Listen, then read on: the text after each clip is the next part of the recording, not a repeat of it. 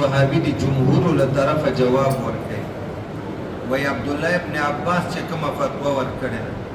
یا عبد الله ابن عمر چې کومه فتوا ورکړي ده په وجوب دی او داسه کې فانه قد روي عنه خلاف ذلك د دې فتوا به علی معمول وي او عمل به پکې دی چې دې په خپل فتوا باندې پاتې شوی وي او دې خپل فتوی خلاف نه وای کړی بیرته دوی د خپل فتوی نه خلاف کړی او د خپل فتوی په خلاف بل فتوا جاری کړی مفتی چې یو فتوا ورکړي او بیا د هغه خلاف بل خدا معنا چې هغه اوله فتوا لړه مردوده شو غیر مقبوله کړه لکه یو آیات چې منسوخ شي نو هغه معمول نه دا دویمه فتوا چې دا بیا معمول ګرځي وست ورته ګوره د دواړو نه رجوع ثابته ده وبه قال حدثنا ابو بكر الى اخره عن ابن عباس رضي الله عنه قال ما ابالي اياه مسست او انا ابن عباس وی سره چاته تاسو کچ صاحب کې یو سره بعد الوضو مسو ذکر او کې او داس ماتي وي سره دا څه وای زما په څه با کو پروا نشته کزه دا پوزه تلا سورلمو کلام دی عورت ته پوز اوم دی واخی او ټوکړه د بدن یو حصہ ده او ذکر اوم دی واخی او ټوکړه د بدن یو حصہ ده لهذا په دې باندې او داس هغه خپل فتوی نه بیرته وګرځید کنه وبه قال حدثنا ابو بكر الى اخره عن ابن عباس رضي الله عنهما مثله وبه قال حدثنا صالح بن عبد الرحمن الى اخره عن ابن عباس رضي الله عنهما انه كان لا يرى في مسجد وضوءا عبد الله ابن عباس او ابن عمر دواړو ویل چې اس خبره نه ده بعد الوضوء یو مسلمان مسو ذکر وکي نقض ناراضي فهذا ابن عباس رضي الله عنهما قد روي عنه غير ما رواه قتادة عن عطاء عنه ور قتادة او عطاء چې دنه کوم روایت کړي او د وجوب الوضوء عقد د ابن عباس نور شاګردانو لکه سعید بن جبیر چې لوی تابعی ده دته نه روایت وکړي د عدم نقض نه او د سنما فهذا فلم نعلم احد من اصحاب رسول الله من ته معلوم نه ده یو کس په صحابه او د نبی پاک افتا بالوضوء منه چې هغه فتوا ورکړي په ماته دلو دی او داس په مسو ذکر باندې غیر د ابن عمر نه وخت خالف او فی ذالک او مخالفت کړي دی ابن عمر سره په دې فتوا کې یو ابن عمر ویلي دی چې مسو ذکر او داس ماتي د سره مخالفت کړي اکثر اصحاب رسول الله اکثر صحابه او د نبی پاک اسمعازه متخوي حلوله دی لکه بیا مو خدا راتو ہے چې وسو ګوي کنه چې ابن عمر فتوا باندې ولاړ چې مسو ذکر باندې نه قزرازي ولید صحابي نه ده په دامه کې کتاب کې دا ولول چې د ارشاد متبعه تفصیلی روایت چې بخاری کې راغلی په اتفاقیات او عمل کړي او ته چې ډېرو صحابه د دې مخالفت کړي نو د ډېرو صحابه مخالفت د فتوی او د روایت په مقابل کې متروک شي د معمول شي کنه و زدر ته خبره د مدرسه کې په دې لوی دوره کې یو قول د دورې او شریک طالب العلم او یو قول د دورې ټول استادان وي او دا طالب د دورې په شرکاو کې لوی ولی متقی عابد زاهد هر څوی متهجد او بالفعل مدرس او مقرر د چا قول د ترجیح ورکوي د دې مشران او شيوخ په دې طالب د ابن عمر هر څه په خپل ځای لیکن د په مقابل کې چې کم صحابه دي هغه عمرانه مشران هغه علمانه مشران دي هغه اسلامانه مشران دي قدیم الاسلام دي د عمر په لحاظ د علم په لحاظ د عمل په لحاظ د اسلام په حواله دی هغه څلور حیثیتونه د ابن عمر نه بیا صاحب د کتاب وایي زینه وایم امام ابو جعفر وایي اوس انصاف پتا شو چې د هغه صحابه او روایت ته ترجیح ورکوي چې هغه څلور حیثیتونه د ابن عمر نه زیات او کنا د ابن عمر د قول ته ترجیح ورکوي ظاهره د چې موږ به د په مقابل د ابن مسعود د ابن عباس او د دې لوی صحابه او خلفای اربعه او قول ته ترجیح ورکوي ځکه هغه په څلور حیثیتونو کې د ابن عمر نه زیات وبه قال حدثنا محمد بن العباس الى اخره عن علي رضي الله عنه انه قال ما ابالي اني مسست او اذني او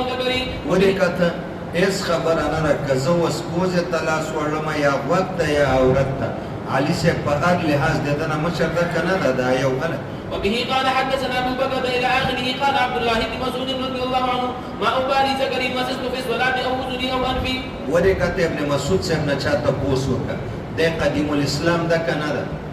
او دی د علم سمندر ده که نه ده د ابن عمر صحبت او د ابن مسعود کې څومره فرق ده 23 کاله په هزارو په سفر کې ابن مسعود د رسول الله سره صحبت او تا ته پته نشته چې 1,00,000 صحابه دي د 5مې مرتبې پکې ابن مسعود او تا ته پته نشته چې رسول الله وی رضیت لامتی ما رضی لهم ابن ام عبد ما خپل امت ته هغه څه خوښ کړي چې عبدالله ابن مسعود خوښ کړي دی وایي هېڅ خبره نه ده که یو سړی په غوږ لاسو لګي په پوزه ولګي او ټول د بدن حصې دی باندې نقض نه راځي دی په هر لحاظ د ابن عمر نه نو چې د ابن عمر په قول عمل کوي د ابن مسعود په قول ولې نه کوي. وبه قال حدثنا بكر بن ادريس الى اخره عن عبد الله رضي الله عنه نحوه. وبه قال حدثنا صالح الى اخره عن عبد الله رضي الله عنه مثله. وبه قال حدثنا صالح الى اخره عن ابي قيس رضي الله عنه فذكر باسناده مثله. وبه قال اخبرنا ابو بكر الى اخره عن عمير بن سعيد وحدثنا فهد الى اخره عن عمير بن سعيد قال كنت في مجلس فيه عمار بن يارس فذكر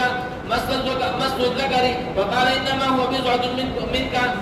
عمار بن ياسر ناسو دی څومره قدیم الاسلام صحابي دی وی دی ناسو چا د مسو ذکر تذکره وکړه چې په دې اودس ماتېږي که نه وی هغه ولې بضعة منک ستا د بدن یوه غوښه د غوښې یوه ټوکړه ده مثل انفي او انفک لکه زما پوزه یا ستا پوزه شوه وان لکفک موضعا غیره او دا ستا لاس خو د عورت نه علاوه په بل ځای هم لګېدی شي په هغې نقض راځي نه نو چې په بل اندام ولګي نقض نه راځي نو که په دې ولګېده ولې نقض راځي معنا لکه ستا د بدن د اندام نورې حصې نور اندامونه داسې دام یوه غوښه ده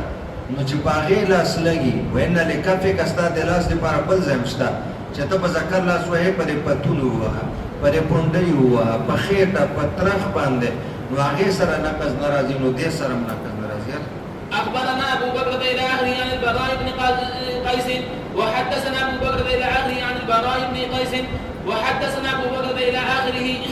عن البراء بن قيس قال سمعت حذيفه رضي الله عنه يقول ما ابالي اياه مسست او انفي. وبه قال حدثنا الحاج دا صورت دا وای چې دا اوس امام طحاوی د کوم صحابه او فتوی راوړي دا مشران دي عمران علما عملا او اسلاما او کنه ابن عمر دا ډیر دی هغه یو دا ډیر دی نو دې قول پر دې او هغه یو رانی شي اله. وبه قال حدثنا محمد بن حزيمة إلى آخره قال حدثنا حماد وحدثنا سليمان بن شعيب إلى آخره عن حذيفة رضي الله عنه مثله. وبه قال حدثنا ابن مرزوق إلى آخره عن الحسن عن حمزة من أصحاب رسول الله صلى الله عليه وسلم منهم علي بن أبي طالب وعبد الله بن مسعود وحذيفة بن اليمان وعمران بن حسين ورجل آخر رضي الله عنه أنهم كانوا لا يرون في مس الذكر وضوءا. شپږ کسان یې راوړ او شپږ په شپږو یې قدیم الاسلام دي شپږ په شپږو کې معمر دي قدماء الصحابه دې ته ویلی کېږي اجلاء الصحابه دې ته ویلی کېږي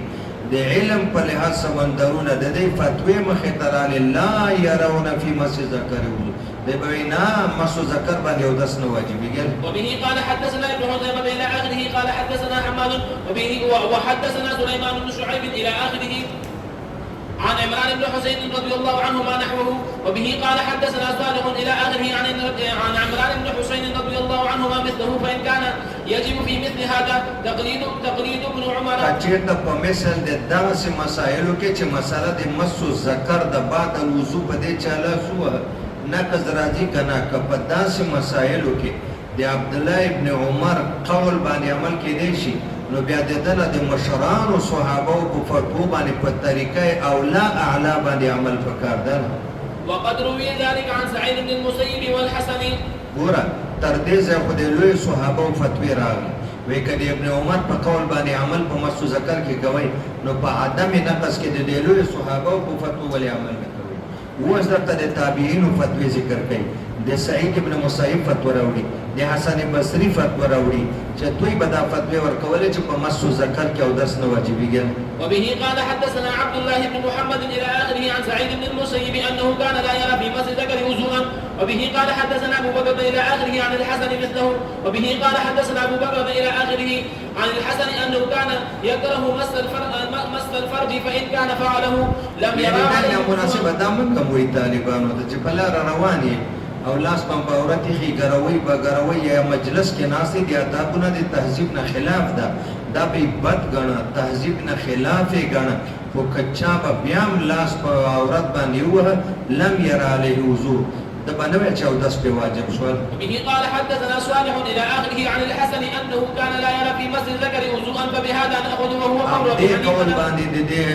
تابعین په فتوا باندې د اجلاء او صحابه او قدماء صحابه په فتوا باندې او په اثار منقوله باندې په باب کې موږ عمل کوو او هو قول ابي حنيفه او ابي يوسف او محمد بن الحسن. تاسو د انصاف تل راواخلئ چې د امام ابو حنیفه مذهب کوي نه ضعیف